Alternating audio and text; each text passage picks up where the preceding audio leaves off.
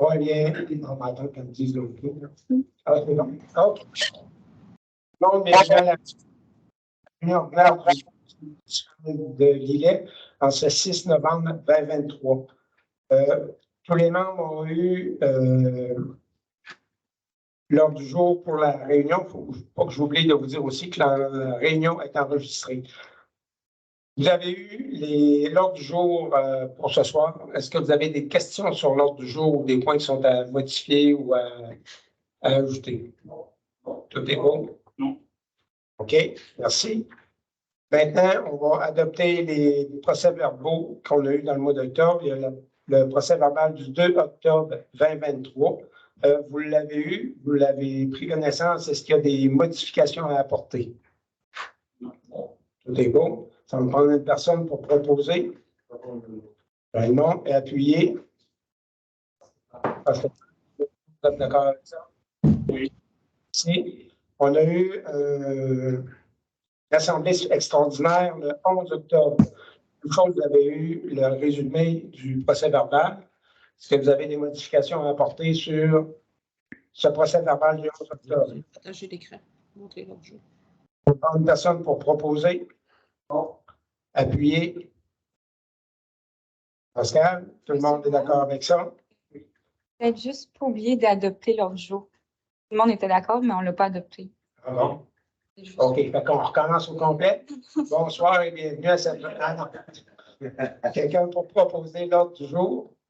Simon, appuyez. André. D'accord avec ça? Donc, on ne commence pas le 2 octobre ni le 11, le 19. On a eu une assemblée extraordinaire aussi. On avait eu le compte-rendu du procès-verbal de la réunion. Tout le monde est d'accord avec ce qu'il y a là. Ça, on prend une personne pour proposer le PV. Serge, appuyé.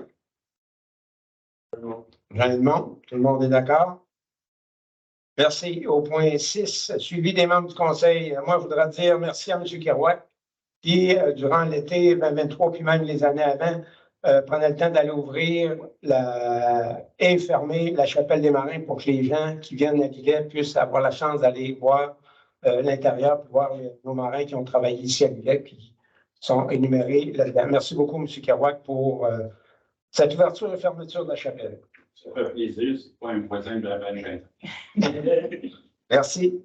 Est-ce que Madame la directrice générale, oui? Mercredi, au culte responsable des Appalaches, la MRC qui fait parfois une séance d'information, puis aussi où que les citoyens peuvent s'exprimer sur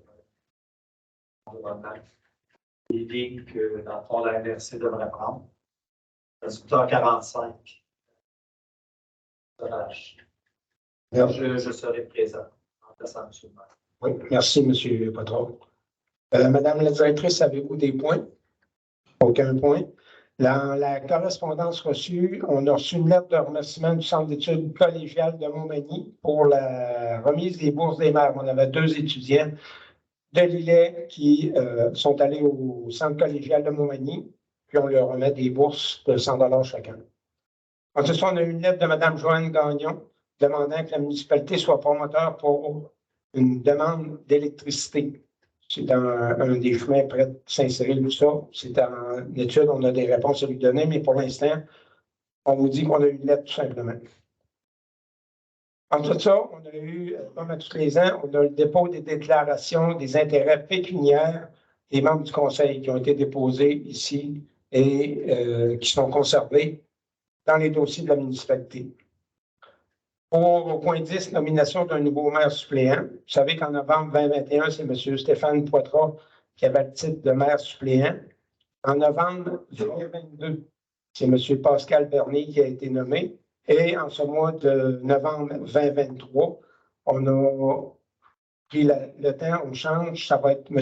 Simon Baudouin qui sera conseiller maire suppléant jusqu'à nomination de son successeur. Ça va me prendre une personne pour proposer que M. Baudouin soit le maire suppléant. André. André est appuyé. Stéphane. Ça va? Tout le monde est d'accord avec ça? Merci. En dessous, on a nomination d'un conseiller municipal supplémentaire pour représenter la municipalité au comité de travail du dossier de regroupement municipal. Bon, on est en train de travailler là-dessus. Il y a M. Simon Baudouin qui est déjà conseiller sur ce comité-là avec Mme la directrice générale et moi-même.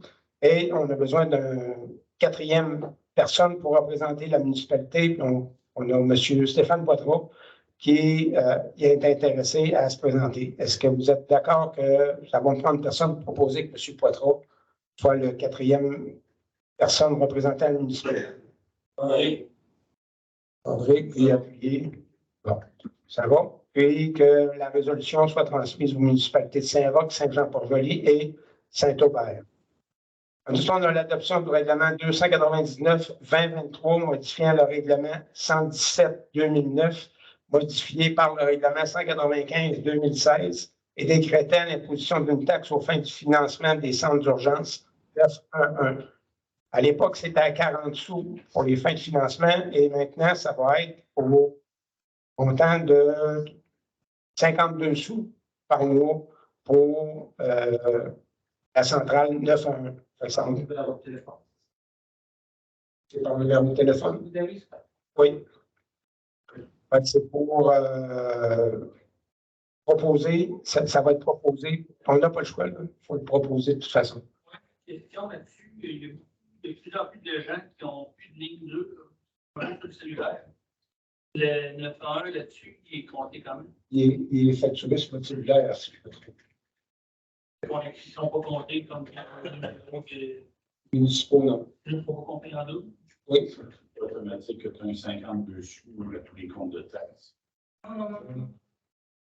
Non, là, c'est inclus dans les frais généraux, je pense. C'est une entrée. Une cotisation. Ça va prendre personne pour proposer qu'on modifie ce règlement-là pour monter à 52 sous au lieu de 40. Simon et appuyé. André, merci. La réduction de compte programme d'aide à la voirie locale sous le volet projet particulier d'amélioration par circonscription électorale. Travaux sur la rue Monseigneur Bernier. C'est, faut lui dire où on a fait les travaux, puis à partir de là, les autres vont nous envoyer la subvention qui vont compléter les dépenses au montant de 65 008,36 $. En lui voyant les factures, ils vont vérifier si tout est correct. Par la suite, ils nous renvoient la même somme. Ça va prendre une personne pour proposer. Oui, M. le maire, je déclare mes potentiels intérêts et me retire de discussion et des prises de décision. Merci, M. Bernier. Ça va. OK.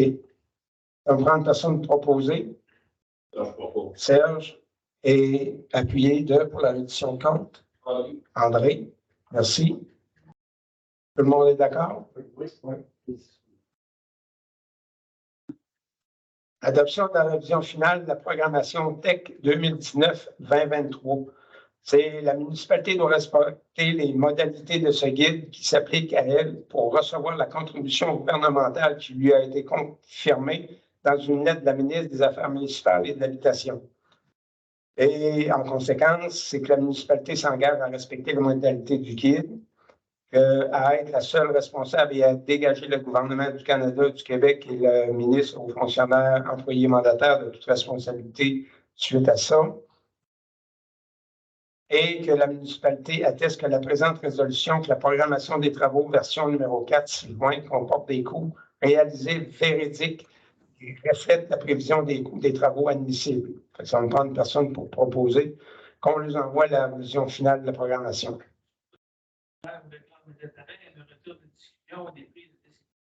Merci, M. Vernier. André propose. André est appuyé. Tout le monde est d'accord? Oui. Adoption des frais de remboursement pour les repas. Au point 15. Attendu que lors d'événements ou d'activités auxquelles les employés doivent assister à l'extérieur de la municipalité, ceux-ci ont droit à un remboursement pour le repas. C'est bien entendu qu'ils vont là pour représenter la municipalité. Et que la municipalité adopte les frais de remboursement pour le repas de la façon suivante. Déjeuner 18 dîner 25 et le souper 31 avec les frais de remboursement pour les repas CEO entreront en vigueur à partir du 1er janvier 2024. Ça va prendre personne pour proposer. Pour les employés et les élus. Même titre que les frais. OK, on va rajouter les élus. Ça va? Qui propose? Sinon, appuyez. Pascal, c'est long? Et tout le monde est d'accord? Oui, oui. Merci. Autorisation de renouvellement du contrat d'assurance avec la FQM Assurance pour 2024. On a eu la mise à jour des montants d'assurance pour l'année 2024. Ça va coûter 104 940 et 84. Ça va prendre une personne pour proposer qu'on prenne ces assurances-là. Serge propose et appuyé. Pascal, c'est long? Pascal seconde. Tout le monde est d'accord. Point 17. Acquisition d'une parcelle du lot 3 180 130, propriété du ministère des Transports et de la Mobilité durable du Québec. On veut acquérir une parcelle de terrain sur ce lot-là et que la municipalité fera une proposition d'acquisition d'une parcelle du lot et que le maire et la directrice générale soient autorisés à signer pour et au nom de la municipalité, puis que les frais de notaire et d'arpentage liés à cette acquisition seront à la charge de la municipalité. Si je me...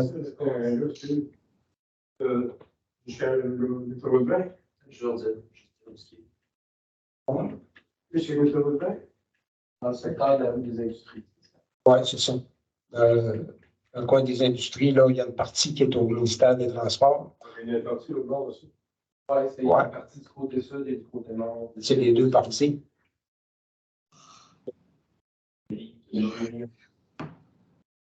On loue. Ça va? Ça va me prendre une personne pour proposer. Simon, appuyé. André? Tout le monde est d'accord? Oui. Urbanisme, point 18, demande de la décoration mineure pour le point 2, pour le 280 rue Notre-Dame. Monsieur Bernier, pas besoin de vous exclure de ce mandat-là, mais c'est à vous de parler. Dans le fond, c'est une demande pour. Ah, bien. C'est les terrains à Vico qui voulaient construire. Puis au départ, c'était supposé d'être. La dérogation mineure est en lien avec l'entrée. Ce terrain-là, sa configuration fait qu'il y a deux façades. Il y a une façade sur la rue Notre-Dame, puis il y a une façade sur la rue Cuivre. Puis théoriquement, on peut pas, il ne pourra pas avoir son entrée principale sur, c'est-à-dire son entrée de tambour, de secondaire, de cave, du côté d'une façade. Mais dans la configuration présente, mettre la porte qui fait le petit écart présentement de l'autre bord, ça ne faisait pas vraiment de sens. Puis, on s'entend que dans cette rue-là, vous allez faire un tour des portes qui donnent accès à la maison ou au sous-sol qui sont du côté de la deuxième façade, il y en a juste en masse. Donc, ils ne jurent pas parmi les autres. Fait que pour cette raison-là, le CCU recommande l'acceptation de dérogation. OK, ça va me prendre une personne pour proposer cette acceptation-là. Sinon, OK, tout le monde est d'accord? Oui. Oui. Demande de projet de PIA pour le 158 chemin des Pionniers Ouest. M. Bernier. Dans le fond, ça, c'est un projet qui se représente. La première fois, on avait demandé un peu plus d'informations au sujet de la construction. Le monsieur, il veut se faire une pergola dans le fond en arrière, mais avec un mur fermé. Puis là, on voulait savoir c'était quoi le principe du mur fermé, les pentes de droit pour que ça corresponde avec le bâtiment. Il nous a présenté son plan avec l'implantation. Ça correspond parfaitement à ce que le PIA s'attend d'avoir. C'est clair. Donc, on recommande le PIA, le CCU recommande au Conseil d'accepter la demande pour ce projet. OK. Ça vous prend une personne pour proposer l'acceptation de la demande. André. André, appuyé. Serge Chalon, tout le monde est d'accord? Maintenant, au point 20, avis de motion pour l'adoption ultérieure du règlement 30-2023 sur l'occupation et l'entretien des bâtiments. Qui donne l'avis de motion? Jean Edmond. Et puis, point 21, l'adoption du projet de règlement 300-2023 sur l'occupation et l'entretien des bâtiments.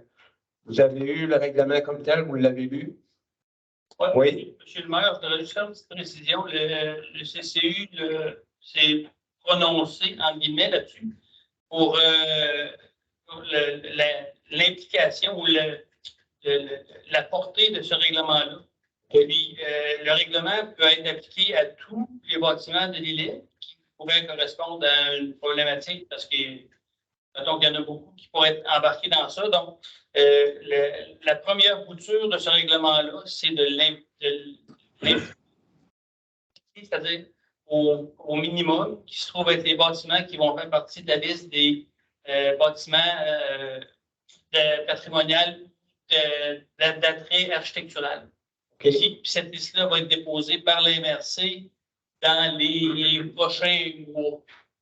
C'est juste ces bâtiments-là qui se trouvent être qui sont englobés dans ce règlement-là pour le moment. OK. Puis éventuellement, ben, on pourra donner plus. Et pour la première implantation, okay. Si on voulait le garder au minimum pour ne pas surtaxer CADER puis nos autres fonctionnaires sur l'application de ce règlement. D'accord. Tout le monde est d'accord avec ce point-là? Ce règlement-là est demandé par le ONH. C'est par le ministère. C'est le ministère en tant que tel. Qui a refilé la responsabilité à la MRC. Qui refile la responsabilité aux municipalités. Avec pas d'argent. Oui. Ça vous convient? Ça va me prendre une personne pour proposer. Appuyer. André? Tout le monde est d'accord avec ces points-là? Oui. Si. Après ça, on a au point 22, autorisation de présentation du projet aménagement 05 ans pour le parc Rocher-Panay au ministère de l'Éducation dans le cadre du programme d'aide financière aux infrastructures récréatives et sportives. C'est pour compléter notre parc Rocher-Panay pour avoir un espace pour les 0,5 ans qui puissent profiter de ce parc-là aussi, en même temps que les autres. Fait que nous autres, c'est pour autoriser Mme Joannis. Question pour ça. Vas-tu tenir? Nous sommes autorisés à agir en son nom et signer au nom de tous les documents relatifs mentionnés pour cette partie-là. Ça va prendre une personne pour proposer. Pascal est appuyé. André? Tout le monde est correct avec ça? Oui. Maintenant, autorisation de relocalisation de la halle garderie de la maison de la famille de la MRC de Lille. On a eu une demande de la part de la maison de la famille de la MRC afin de la relocaliser, la halle garderie. La halle garderie est présentement installée dans le sous-sol du centre récréatif Bertrand Bernier. Puis, les installations conviennent plus ou moins à la clientèle comme telle. Le sous-sol de la maison communautaire a été proposé comme nouvel emplacement pour la halle garderie. Et en même temps, la halle garderie, quand c'est l'été, puis qu'il y a les jeunes là, pour le camp de jour, ils ne peuvent pas être là parce que c'est le camp de jour qui ont priorité pour le sous-sol du centre récréatif Bertrand Bernier. C'est pour ça qu'ils demandent un autre changement. Et le sous-sol de la maison communautaire a été proposé comme un nouvel emplacement.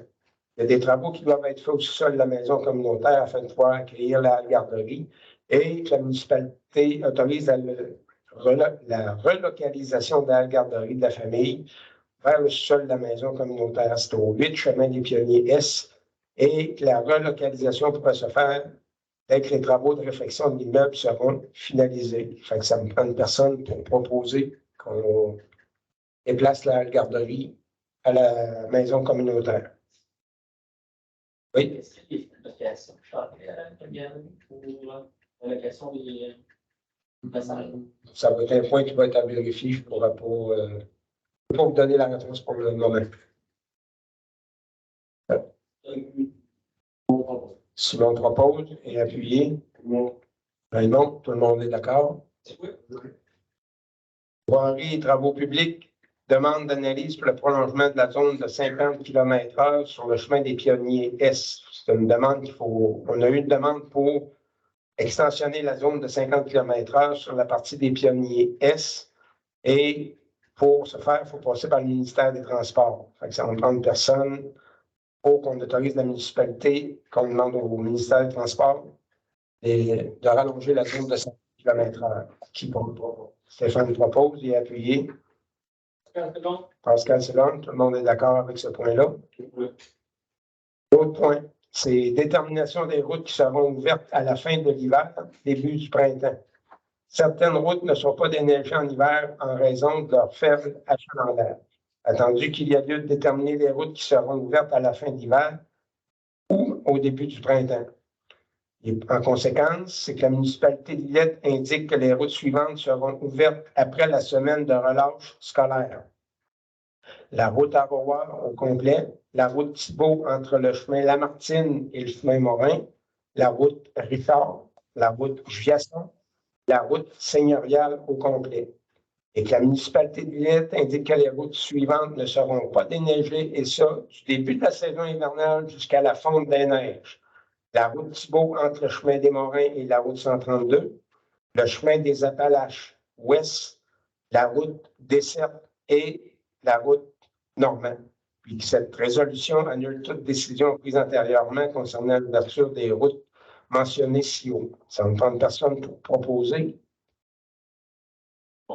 Serge, je vais appuyer. Pascal Seconde, tout le monde est d'accord avec ces points-là. Ensuite, on a au point 26, octroi de contrat pour l'acquisition de pancartes 911. C'est des numéros civiques pour les résidences situées à l'extérieur du périmètre urbain sur le chemin des Pionniers. C'est qu'on a invité 2 soumissionnaires, puis on a eu 2 soumissions. Une soumission de signalisation Lévis au montant de 9 5,45 $ et de signal service incorporé au montant de 8 083,20 $. Et que la soumission de signal service est conforme et que c'est la plus basse, c'est qu'on lui donnera le contrat pour les plaques pour les numéros pour la partie des freins des Pionniers. Puis on prend une personne pour proposer que signal service incorporé soit notre fournisseur pour ces plaques-là. 235. Merci. André propose. André propose. Secondé. Pascal Seconde. Pascal Seconde. Tout le monde est d'accord? Oui. Octroi de contrat pour le nettoyage de puiseurs et le nettoyage exécutoire pluvial. Bon, on souhaite procéder au nettoyage de puiseurs et au nettoyage d'un exécutoire pluvial. La municipalité a invité 2 soumissionnaires et qu'elle a reçu 2 soumissions. On a eu Camport Environnement et Optec Environnement Services Incorporés. Le coût pour Camport Environnement est de 193 $ de l'heure et Optec Environnement Services Incorporés est au montant de 212,85 $. Il y a d'autres systèmes, mais celui-là, les autres sont pas mal tous dans les mêmes proportions. Et attendu que la soumission de Camport Environnement Incorporé est conforme et qu'elle est la plus basse, et dans le fond, c'est qu'on octroie le contrat de nettoyage des puiseurs et du nettoyage des exécutoires pluviales à Camport Environnement Incorporé, et ça pour les sommes indiquées sur la partie d'en haut. Ça, on prend une personne pour proposer qu'on lui donne le contrat. Simon propose et appuyé. Stéphane, vous êtes d'accord avec ça? Oui. Merci. Autorisation de paiement du décompte progressif numéro 3 dans le cadre des travaux de réfection des conduites d'une partie de la rue Kerouac et le bouclage d'Acaduc. Oui, M. le maire, vous connaissez sérieux. Et nous avons des discussions avec plus de décisions. Merci. Excusez-moi. Non, ça va. On a eu le décompte progressif numéro 3 du montant de 74 848,99 $ plus les taxes pour la rue Kerouac et le bouclage de l'Aqueduc. La firme ASP Expert Conseil recommande le paiement de la somme et on autorise le paiement pour la somme à Michel Gamache Frères au montant de 74 848,99 $. Sinon, je vais appuyer. Gênement? OK. Vous l'avez dit en même temps, c'était pour confirmer. Tous les autres, vous êtes d'accord? Oui. Merci. Autorisation de paiement du décompte progressif numéro 3 dans le cadre du projet du bassin de rétention pour le parc commercial et industriel. Monsieur le maire, vous réclamez un intérêt, une retour de discussion, des prises. Le montant pour le décompte progressif numéro 3, c'est le montant de 16 564,12 plus les taxes, représentant la libération du premier 5 de cautionnement. La firme Pluritech recommande le paiement du décompte et qu'on va payer à Michel Gamache-Frères la somme de 16 564,12 plus les taxes. Qui propose? Raymond est appuyé. Serge Seconde, tout le monde est d'accord? Autorisation de paiement du décompte progressif numéro 4 dans le cadre du projet de bassin de rétention pour le parc commercial et industriel. Sur ce point, je déclare un intérêt, une retour de discussion, des prises de décision.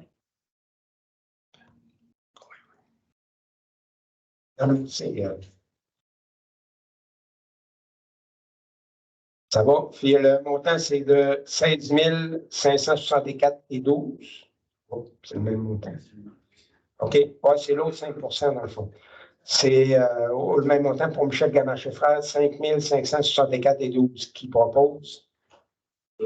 Serge, appuyé. Raymond.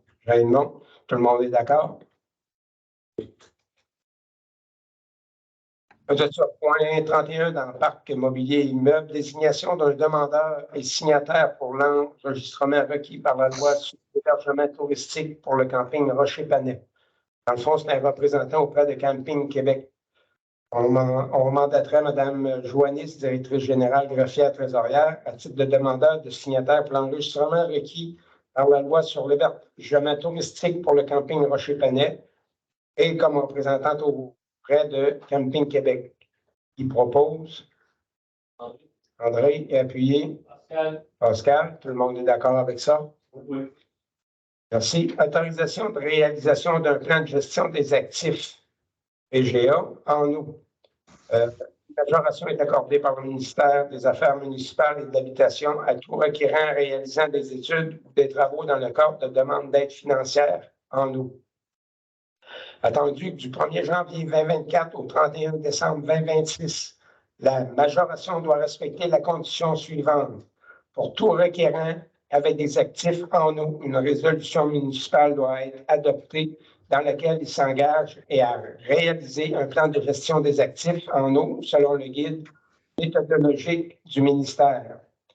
Et dans le fond, c'est qu'on s'engage à réaliser le plan de gestion des actifs en eau suivant le guide méthodologique du ministère d'ici le 31 décembre 2026. Qui propose? Je propose. Serge est appuyé. Pascal. Merci. En dessous, au point santé et sécurité civile, on a eu des gens qui ont fait l'inspection des bombes incendies dans toute la municipalité. Puis que le rapport d'inspection nous a été donné, il s'agit de le déposer, puis ça va être déposé par un de vous autres. Pascal le dépose, merci.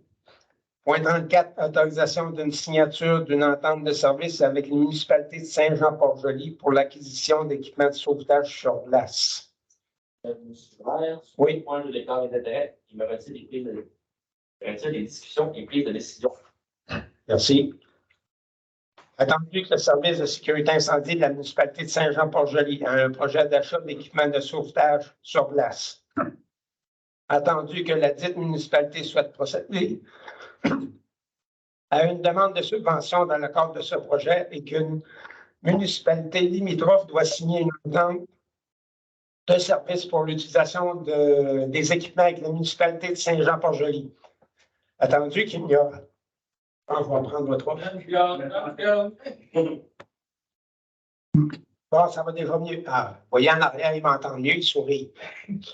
Attendu qu'il n'y a aucun frais relié à cette entente de service pour la municipalité de Guillet et que la municipalité autorise le maire et la directrice générale à signer une entente de service avec la municipalité de Saint-Jean-Port-Joli dans le cadre d'un projet d'acquisition d'équipements de sauvetage sur place Pour l'idée, elle s'engage aucun coût, sauf qu'on s'engage si on a besoin de demander l'équipement Saint-Jean-Port-Joli, ce qui lui donne droit à la subvention pour l'achat de cet équipement-là. Ça va prendre une personne pour proposer. Gênement et appuyé. Vous êtes d'accord avec ça? Oui. Merci. Maintenant, pour les autres points entre les deux, on n'a pas affaires municipales, on n'a pas, donc commandite et subventions, on n'a pas suivi du budget, affectation et approbation des comptes. On a eu les états financiers comparatifs pour les fins du budget 2024 sont déposés. Et on a entendu, vous avez eu la copie des dépenses pour le mois d'octobre. Vous n'avez pris connaissance. Le montant pour cette période-là est de 235 886,30. Est-ce que vous avez des questions? Pas de questions? Ça me prend une personne pour proposer qu'on fasse nos fournisseurs. Ça entend bien. Simon, et appuyé. André. André, tout le monde est d'accord avec ça? Parfait. Nous sommes de 235 886,30 $. Nous sommes maintenant rendus au point 38, période de questions. Comme mentionné les autres réunions, c'est que les gens, soit vous vous levez, vous nommez pour vous donner la chance autant pour nous autres. Il y a plusieurs on se connaît entre nous autres, mais pour donner la chance à ceux qui voient l'enregistrement, de voir qui a posé la question. Puis, en même temps, ça donne la chance à tout le monde de parler. On commence avec les gens dans la salle, ensuite ça, les gens sur le web. Puis, on pose une question. Si vous avez deux questions, on fait le tour. S'il nous reste du temps, on revient pour l'autre. On a à peu près une période d'une vingtaine de minutes pour poser des questions. Oui, monsieur. Oui, bonjour. J'ai acheté un terrain. Votre nom? Mon nom est Pierre Leclerc. Oui. Et,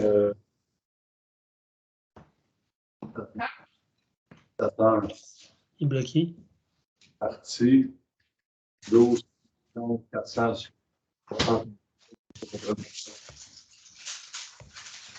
bien, on a fait. Venez, Chantal. Non.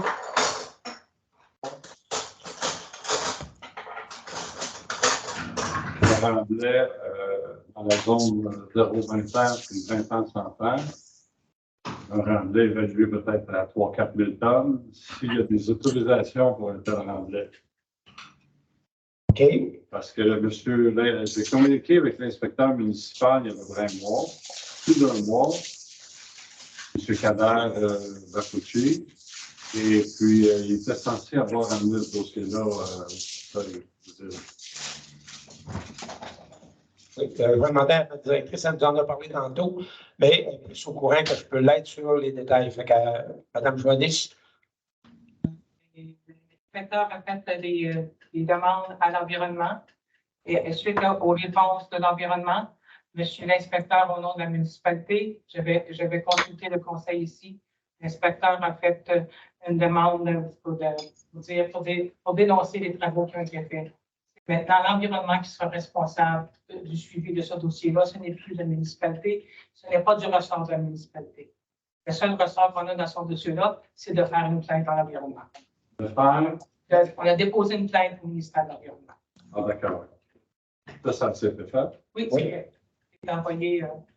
Mais quand on lit le texte de loi de l'environnement, c'est dit que le ministère fait la loi, puis c'est administré par les municipalités. Pas dans la zone 021. Ah, pas dans la zone Pas dans la zone 021, c'est le ministère qui est responsable de la zone 021. OK, donc vous avez référé le cas. Oui, c'est ça. Et un inspecteur de l'environnement ira sur le terrain en question. OK, d'accord. Et puis, une autre question. Attendez, on va faire le tour, puis on va revenir à votre question, M. Leclerc. Pour donner la chance à tout le monde d'au moins poser la première question. Est-ce qu'on a d'autres questions dans la salle? Ça va? Au point de vue de nos clients web, est-ce qu'on a des questions? Pas de questions? Monsieur Leclerc, vous pouvez revenir. Oui, à nouveau. Dans le cas présent, l'arpentage a été fait et les lignes de grande crue sont bien identifiées. Alors qu'il y a eu un remblai de fait, naturellement, ça modifie l'altitude, donc ça déplace les lignes. Est-ce que dans un cas où le terrain était modifié comme ça, le propriétaire de tel terrain ferait une demande de permis, étant donné que les lignes étaient éloignées de la rive et là, elles ont été rapprochées de la rive, est-ce que ça leur donne le droit de se construire plus proche de la rive? Et là-dessus, je ne pourrais pas vous répondre dans l'affirmative rien. Ou Mme Joindet, si vous avez une idée, là, mais d'après moi, là, ils ne pourront pas faire rien tant que le ministère ne sera pas passé dessus. On ne pourra jamais émettre de permis tant que le cas ne sera pas réglé à l'environnement. Parfait. Bon. Je n'ai pas d'autres questions. Pas d'autres questions? Merci tout le monde. On va vous souhaiter un bon mois de novembre. Ça va me prendre une personne pour lever la séance. Non, merci. Bonsoir tout le monde.